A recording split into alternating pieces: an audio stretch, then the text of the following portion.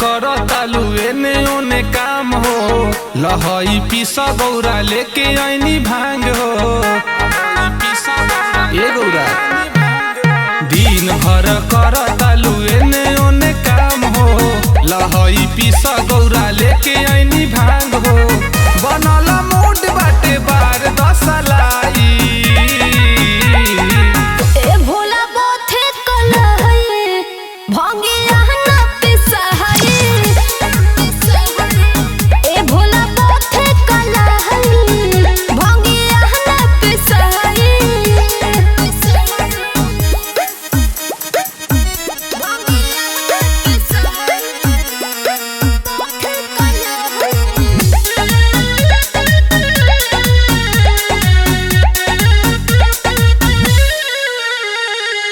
भंगिया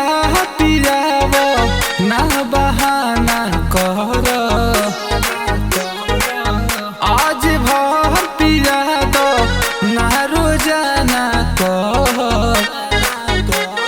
भोला जी रोज के बाई है दतिया गलतिया सुधारी बुझी परसाने जानी कर न दानी सबे जानेला हम हई अनारी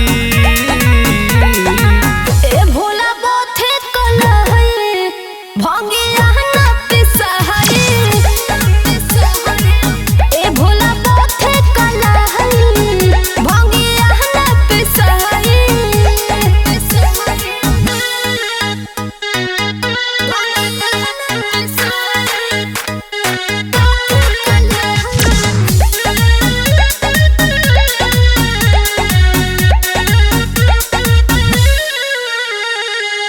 सुनो ए मोर गौरा